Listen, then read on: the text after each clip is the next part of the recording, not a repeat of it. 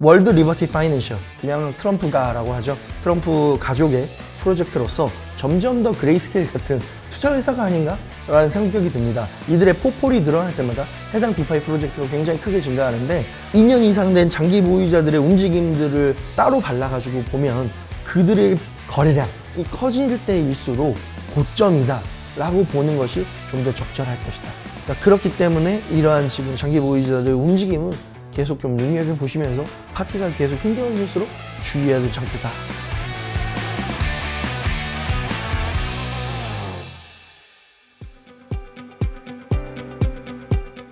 안녕하세요. 별의별 크립토의 정호찬입니다. 안녕하세요. 별의별 크립토의 박별입니다.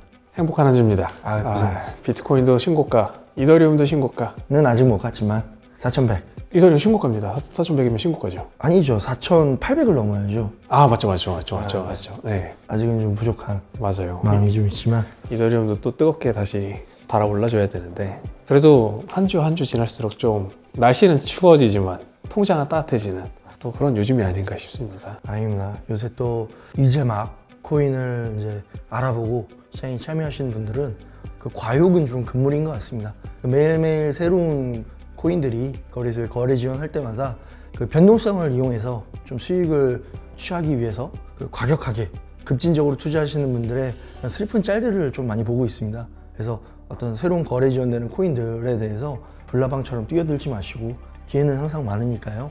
좀 그런 거 유의하시면서 시장을 보시면 좋을 것 같습니다. 안 그래도 아시는 분 중에 이제 옆집 이웃 중에 단타로 오늘 넣었다가 오늘 또 매도해서 공기청정기도 사시고 이러신 분들이 계시던데 확실히 과열이 조금씩 올라오고 있지 않나 싶습니다. 일단은 저희가 지난 한 주 간단하게 좀 훑어보도록 하겠습니다. 뭐 시장이 워낙 빨리 변해서 그냥 이 지금 흐름 중에서 우리가 뭘 봐야 될지 그런 포인트만 좀 알아가시면 좋을 것 같은데요.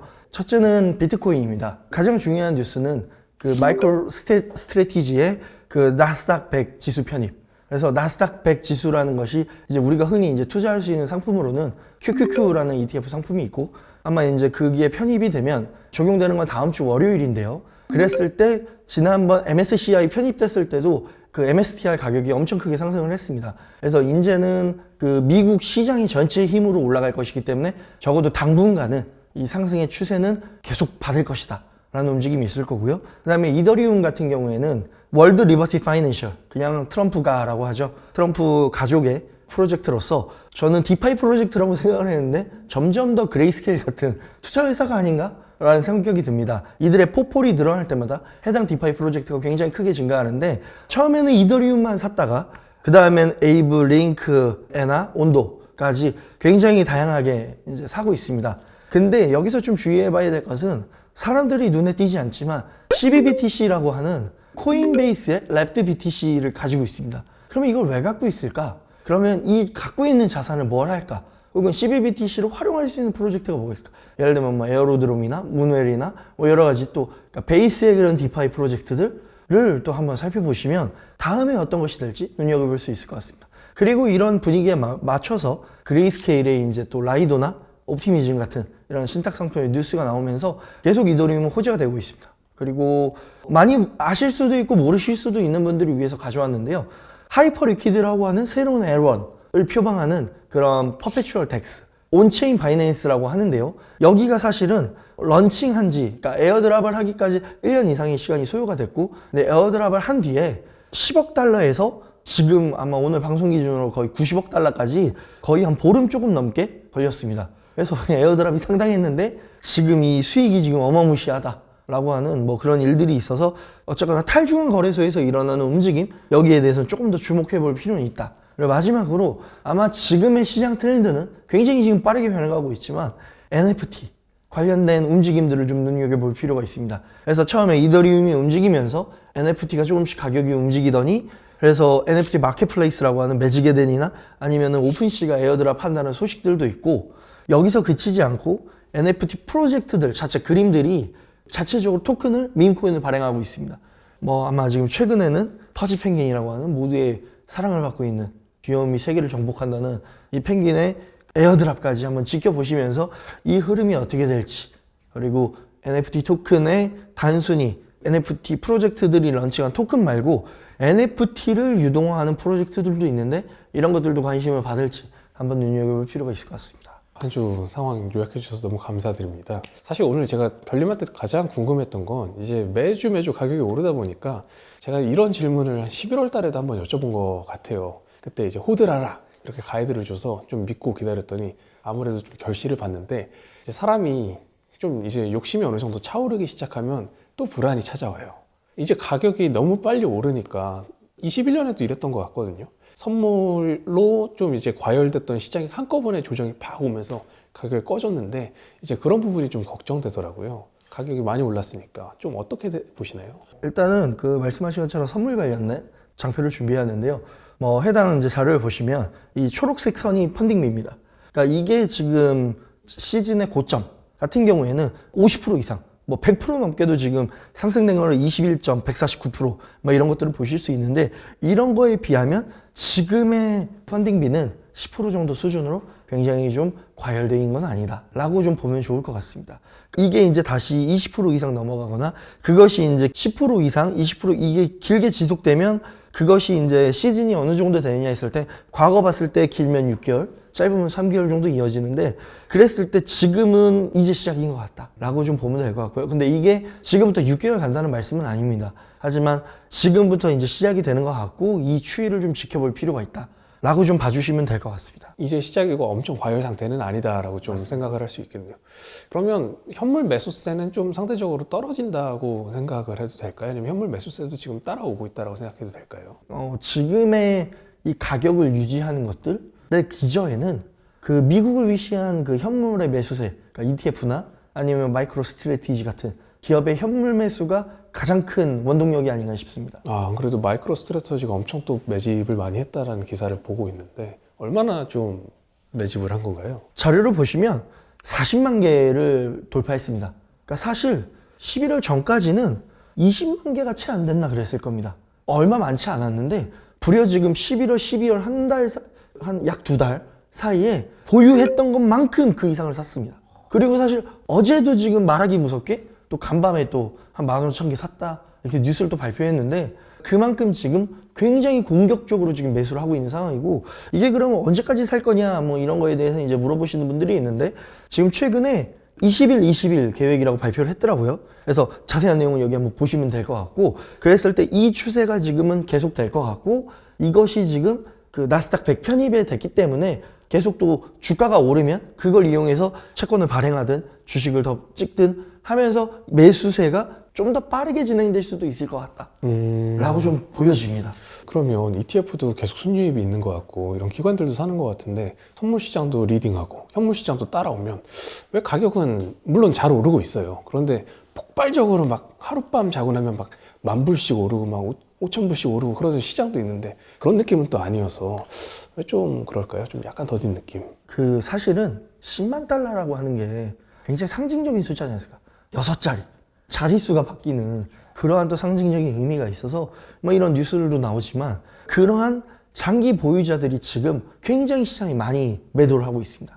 저희가 뉴스를 보면 산다는 뉴스들을 굉장히 많이 접하기 십상이지만 그게 또 뉴스가 많이 주목하고 있는 부분이지만 사실 온체인에서 움직이는 부분들을 보면 지금은 장기 보유자들 정말 찐 장기 보유자들이 굉장히 많이 매도를 하고 있다. 그래서 차트 보시는 것처럼 저희가 이제 장기 보유자들의 매도 압력을 봤을 때 여기 지금 고점이다 라고 하는 부분들을 자꾸 건드리고 옵니다. 그렇기 때문에 이 부분들을 건드리고 옴에도 불구하고 10만 달러라고 하는 것을 이제 도달을 하고 어느 정도 익절이 나오거나 포지션 청산이 나오면서 9만 달러 아니면은 8만 달러까지도 내려가는 거 아니야? 막 이런 이제 우려가 있었지만 그거는 지금 무색할 정도로 지금 계속 올라가지 않습니까? 그러한 것들이 분명히 지금 시장에는 고래들의 익절, 오지들의 익절이 나오고 있지만 지금 마이크로 스트레치를 위시한 ETF들의 그런 매수들이 지금 받치고 있다 라고 좀 봐주시면 될 것 같습니다. 그러면 이제 장기 보유자들의 손바뀜이 일어나는데 그게 매도세보다 매수세가 더 강력하기 때문에 지금 그래도 가격이 조금씩 우상향하고 있다 이렇게 보면 될까요? 맞습니다. 여기서 좀 한 가지 첨언을 드리자면 호자님처럼 계속 고민을 하실 겁니다. 언제 어디서부터 내가 분할로 정리를 해야 될까? 어쨌거나 이제는 고점이 다가오는 것 같은데 라고 생각하시는 분들은 이런 장기 보유자의 움직임을 좀 눈여겨보시면 좋겠고 그래서 제가 이제 다음 장표를 보시면 2년 이상 된 장기 보유자들의 움직임들을 따로 발라가지고 보면 그들의 거래량이 커질 때일수록 고점이다 라고 보는 것이 좀 더 적절할 것이다. 지금은 고점이 아니라고 다른 매크로적인 혹은 마이크로 스트래테지 같은 그런 또 움직임들이 있지만 이게 49대 51로 마이크로 스트래티지가 51에서 49로 넘어가는 순간 매도세가 51로 커지는 순간부터는 이런 것들이 급격하게 또 내려갈 수 있다. 그러니까 그렇기 때문에 이러한 지금 장기 보유자들의 움직임은 계속 좀 눈여겨보시면서 파티가 계속 흥겨워질수록 주의해야 될 장표다. 확실히 좋은 말인 것 같습니다. 매도세를 계속 살펴봐야 그게 또 중요한 것 같습니다. 마이크로 스트래터지만 매집을 하는 게 아니라 제가 알기로는 또 다른 굉장히 중요한 장기 보유자 중에 한 명인 채굴자들도 좀 신념을 가지고 사고 있다고 들었어요. 왜 자기네들이 생산도 하면서 또 구매도 하는지 궁금하긴 한데 채굴자들이 왜 비트코인을 더 추가 매수를 하고 있나요? 일단은 뭐 제가 이제 채굴 기업에 대한 전문가나 제가 좀 알고 있는 것들이 좀 틀릴 수 있어 좀 조심스럽게 말씀드리지만 채굴 기업들이 지금 상당히 성과가 좋지 않습니다. 그러니까 무슨 말인고 하니 주식 상장한 채굴 기업들 이제 채굴 잘하려면 채굴 기업들이 굉장히 많지 않습니까? 그래서 기업들의 이제 주가를 한번 정리한 것들을 갖고 와봤는데요. 9월 이후부터 비트코인은 130% 상승했지만 채굴 기업은 평균 64%밖에 못 올랐습니다. 반타작했네요. 보통은 지난 시즌들을 살펴보면 비트코인을 투자하기 어려우니까 채굴 기업에 투자하고 그 베타나 혹은 대리인 성격으로서 굉장히 좋은 퍼포먼스를 얻어온 게 채굴자의 원래 포지션입니다. 하지만 지금은 우리 여름에 별의별 처음 할 때도 채굴자는 비트코인의 베타가 될 수 있다. 뭔가 변동성은 더 클 수 있지만 좀 더 좋은 퍼포먼스를 기대해 볼 수 있지 않을까라고 말씀드렸지만 보기 좋게 틀렸는데요. 지금은 오히려 성과가 굉장히 부진한 상황이고 왜 부진한가 하면 지금은 전기 수요를 놓고 봤을 때 비트코인을 채굴하는 게 좋을까? 아니면 AI 쪽 혹은 다른 사업들에 비해서 대체제가 좀 있다 보니까 이게 지금 좋은 것인가라는 또 판단들이 있습니다. 그래서 채굴 기업들이 AI나 아니면 고성능 컴퓨터를 그런 역할을 해주는 것들은 좀 더 좋은 평가를 받을 수 있지만 그렇지 않은 경우에는 심지어 최악인 경우에는 파산한 이런 전력이 있는 기업들 같은 경우에는 오히려 34% 하락하는 움직임을 보고 있어서 채굴 기업이 지금 썩 좋은 상황이다. 좀 더 디테일하게 그런 말씀을 드려보면 비트코인은 지금 10만 달러를 돌파했는데 아니 채굴 기업도 좋은 거 아니야? 라고 이렇게 이제 생각이 들 수 있지만 채굴 기업들이 이제 지난 겨울을 통해서 금융을 이용해서 돈을 많이 확보하고 신기술 장비를 투자하고 굉장히 운용의 그 효율을 기했습니다. 장비들은 굉장히 좋습니다. 채굴 기계들은 굉장히 신식에 이런 것들을 투자했는데 이게 어떤 선도하는 클린스파크나 아니면 마라톤만 아니라 모두가 그렇습니다. 그래서 장비가 모두 다 좋아요. 치킨 게임이 시작됐네요. 장비가 나만 좋은 게 아니라 모두가 다 좋아서 채굴의 효율이 좋네? 에서 끝나는 게 아니라 너도 좋고 야 너도? 이게 되어버리기 때문에 이제는 그럼 채굴기를 모두가 다 키는 상황이고 채굴기를 계속 더 늘려야 되는 치킨 게임. 그래서 그 흔히들 우리가 해시레이트를 보면 지금 해시레이트는 계속 우상향하고 있습니다. 계속 우상향하고 있고 이 상황에서 누군가 꺼주거나 이러면 이제 뭔가 난이도가 조절이 될 텐데 이게 우상하게 하고 있는 상황에서 10분당 비트코인을 채굴하기 위해서 난이도가 또 올라갈 수밖에 없는 겁니다. 그래서 이 두 개가 올라가고 있기 때문에 굉장히 지금 경쟁이 치열하다라고 말씀을 드릴 수 있습니다. 그러면 이 치열한 상황에서 돈은 좀 벌고 있나? 라고 이 수익을 보게 되면 지난 4월 반감기 이후로 반감기 이전의 수익을 지금 못 따라가고 있습니다. 그러니까 여전히 그 반토막 나 있는 상황입니다. 일례로 요새 오디널스 하는 분 보셨습니까? 룬 하시는 분 보셨습니까? 그렇죠. 오늘 방송 서두에도 말씀드렸지만 NFT 이더리움 하고 있습니다. 그렇기 때문에 채굴자들이 벌어들일 수 있는 그 수익 요소가 너무 적습니다. 전송 수익 블록 채굴하는 거 외에 벌 수 있는 수익이 별로 없고 그랬을 때 지금 이런 치킨 게임 하는 상황에서 수익도 별로 좋지 않아. 수익이 지금 뭐 2017년 그 고점 때 그 정도의 수익이 그치는 24년 초반에 그 수익이 못 나오고 있기 때문에 굉장히 지금 녹록한 상황은 아니다 라고 볼 수 있습니다. 너무 말이 되는 게 채굴 기업을 대체 투자로 했는데 이제 ETF가 나왔으니까 직접 투자도 할 수 있는 상황에서 냉정하게 이 기업 자체에 대한 평가가 이제 진행되는 거라고 볼 수 있을까요? 그래서 이런 상황이기 때문에 이제 우차님이 아까 여쭤보신 질문에 답을 이제 드리자면 마이크로 스트래티지는 본업이 소프트웨어 회사입니다. 어쨌거나 비트코인을 구매하고 보유하면서 이제 전략을 펼치는 그런 기업이지만 채굴 기업은 본질적으로는 본인의 생산 효율을 높여야죠. 생산하는 기업이고 더 효율적으로 비용을 낮추거나 아니면 생산량을 늘리고 뭐 이러면서 이제 관리하는 거에 집중을 해야 되지만 이제 레버리지를 통해 비트코인을 산다? 이거는 굉장히 좀 이런 시류에 편승하는 게 아닐까? 아니면 굉장히 좀 조심스럽게 볼 수밖에 없는 거죠. 왜냐면 돈을 땡기면 효율을 좋게 가는 게 오히려 롱런할 수 있는 방법이 아닐까? 라는 게 저 같은 그냥 일반 사람이 드는 질문인데 이제 비트코인을 지금 레버리지를 한다? 이게 지금 굉장히 좀 염려되는 부분이 아닐까라고 생각이 듭니다. 그러면 이게 약간 자산 포트폴리오를 다각화해서 실질적으로 자기가 생산하는 것보다 보유 비중을 늘려서 이 기업 가치를 좀 펌핑시키려는 그런 움직임이라고 해석하면 될까요? 굉장히 좋게 표현은 하시겠지만 저 같은 개인 입장에서는 좀 그러한 우려가 좀 많이 들게 되는 것 같습니다. 그래서 이제 보통은 우리 맨날 비트코인 분석할 때 채굴자가 언제 팔지? 아, 맞아요. 채굴자가 파는 그 시점을 우리가 잡아서 조금이라도 먼저 팔거나 리스크 관리를 하자. 혹은 시즌의 고점은 항상 채굴자들이 좀 만드는 거 아닌가? 맞아요. 스타트를 끊으니까요. 근데 그러한 관점도 조금 달리 볼 필요가 있겠다는 생각이 듭니다. 그러니까 뭐냐면 그 미국 이제 채굴 기업들은 매달 리포트를 발행합니다. 본인들이 한 달에 얼마 생산했고 얼마를 팔았는지 거기에 이제 운용에 대한 내용들도 나오는데 마라톤 디지털 지금 비트코인을 가장 많이 갖고 있는 채굴 기업 같은 경우에도 분명히 우리가 트래킹한 보유 수량은 줄었습니다. 그럼 일반적으로 매도했다라고 생각하죠. 근데 지금은 매도한 게 아니라 내가 이거를 빌려줬어. 이자를 받기 위해서 빌려줬어 라고 그런 식으로 리포트를 남깁니다.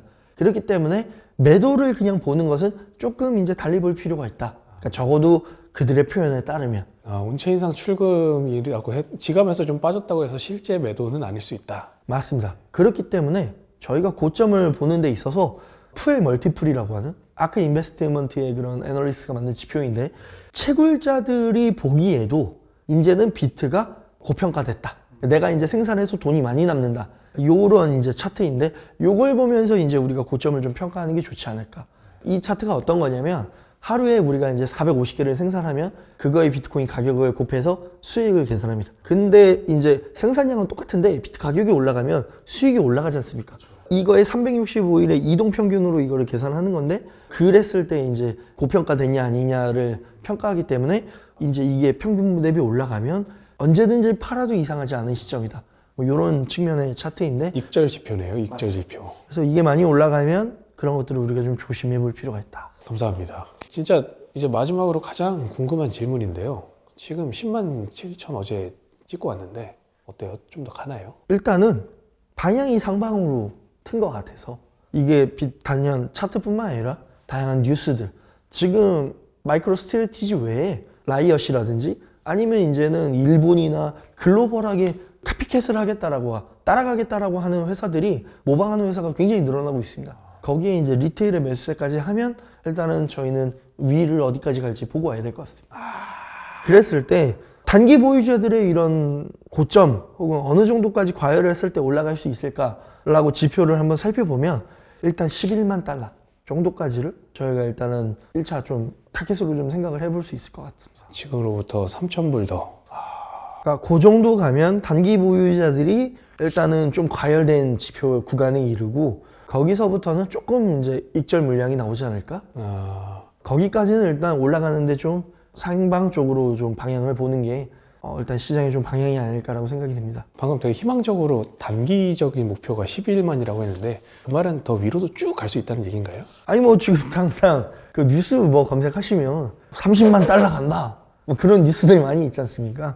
그래서 뭐 그런 것들은 이제 각자 본인의 목표에 따라 다르시겠지만 그런 말씀하셔가지고 좀 더 장기 보유자들은 그러면 어느 정도로 갈까? 아니면 시장에 있는 온체인의 그런 움직임들을 고려했을 때 어느 정도로 지금 시장의 가격 레벨로 볼 수 있는가라고 데이터를 기반으로 한번 말씀을 드려보면 일단 저희가 뭐 항상 지표 뭐 여러 개 말씀드리지만 뭐 여러 개의 MVRB네 단기 보유자들의 MVRB네 뭐 여러 가지 지표를 했을 때 어느 정도 구간이라고 하는 게 10만 달러에서 뭐 13.5만 달러 정도의 구간을 일반적으로 많이 보는 것 같습니다. 요 구간 정도까지는 일단은 고점의 레벨로 우리가 좀 목표를 해볼 수 있을 것 같다라고 다양한 지표들이 보고 있고요. 최종 목표라고 하기에는 혹은 이 상승장에는 사실 상방을 정해놓는 게 좀 의미가 없는데 오히려 그 이상의 광기들이나 이런 게 나올 수 있기 때문에 그랬을 때 뭐 최소 뭐 15만 달러나 그 이상도 조금 굉장히 과열이 됐을 땐 뭐 노려볼 수 있음직하다. 이게 뭐 제가 간다라고 말씀드리는 게 아니라 저희가 어떤 200일의 이동평균선에 굉장히 상향된 과매수 지점이 2.4배인 구간이 지금 15.8만 달러 정도라고 하는 그 데이터를 기반으로 그냥 말씀드리는 거니까 그냥 참고하셔서 좀 본인의 매매에 활용하시면 좋을 것 같습니다. 감사합니다. 그럼 아직 좀 희망을 가지며 더 지켜봐도 괜찮을 것 같은데, 이게 2017년에는 가격이 팍 불같이 휘발유처럼 탔다가 꺼졌고 2021년에는 그래도 한 2번 정도 나눠가지고 따뜻하게 올라왔었는데, 지금 장사는 좀 어느 쪽에 가깝게 보시나요? 이제 뭐 그 사이클, 뭐 저희가 이제 반감기나 대선이 있는 해는 어땠냐 이런 거 할 때 보여드렸던 차트를 다시 한번 갖고 와봤는데요. 이게 저점이 2022년 FTX 하락했을 때입니다. 그때를 이제 바닥으로 잡았고, 그랬을 때 지금 한 6배 정도 올랐다 이 상황인데, 말씀하신 것처럼 앞으로 어디를 갈 것이냐 하면 저희가 한 2가지 선택지가 가장 유사한 패턴이 아닐까라고 생각이 됩니다. 첫째가 말씀하신 16년, 17년의 패턴, 그다음 두 번째가 20년, 21년의 패턴. 2가지 경로를 놓고 봤을 때 지금까지는 굉장히 둘의 그 딱 중간점에 유사하게 잘 따라왔습니다. 근데 앞으로는 녹색 선이 될 것인가, 파란 선이 될 것인가, 기로에 좀 있는 것 같고요. 근데 앞으로 어떻게 될 것이냐의 가장 중요한 부분은 매크로 부분이 좀 어떻게 될 것인가가 좀 중요할 것 같습니다.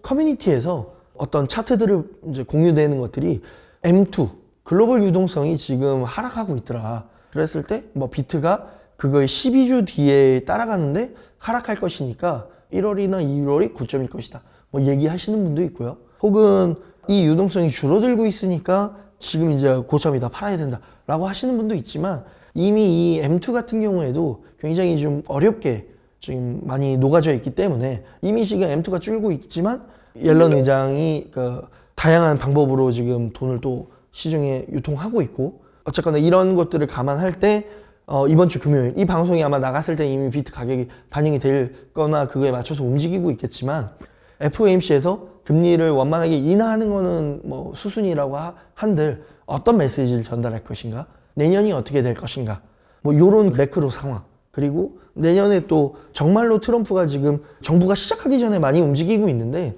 정말로 이제는 취임한 이후로 어떤 움직임을 또 보여줄 것인가, 이러한 것들이 오히려 장기적인 흐름에는 더 큰 영향을 미칠 수 있다. 그러한 걸 좀 같이 보시면서 이 시장의 흐름을 좀 살펴보시는 게 좀 좋을 것 같습니다. 사실 오늘 방송은 제가 너무 별님한테 궁금해서 요청을 드렸어요. 그 11월 달에 궁금해서 별님한테 요청을 드렸을 때 딱 맞아 떨어져서 이번에도 또 이런 다양한 데이터 기반으로 좀 설명을 듣고 싶었고요. 왜 기관들이 아직 매수를 하고 있는지, 왜 채굴자들이 매수를 하고 있는지, 그런데도 왜 가격은 그렇게 막 폭발적으로 성장하지 않는지, 앞으로 어떻게 갈지, 이런 것들에 대해서 오늘 좀 다양하게 여러 가지 자료를 기반으로 설명을 드렸습니다. 지금 장 상황이 많이 따뜻합니다. 그래서 이 따뜻한 온도를 즐기면서 사람들이 점점 많이 들어오는데, 어느 순간 물이 끓기 시작하면 이 개구리가 나가기엔 너무 늦습니다. 그래서 리스크 관리하시면서 어떤 매수나 매도에 대한 의사결정을 직접적으로 누군가의 말에 흔들리지 않고 여러분들이 데이터를 보시면서 하시면 좋을 것 같고요. 별의별 크립토는 앞으로도 또 다음 주에 시황에 맞는 궁금해하신 그런 정보를 다양한 내러티브와 데이터 기반으로 설명드릴 수 있도록 하겠습니다. 그러면 빗썸 채널 많은 좋아요, 구독, 알림 설정 부탁드리며 저희 다음 주에 찾아뵙겠습니다. 감사합니다.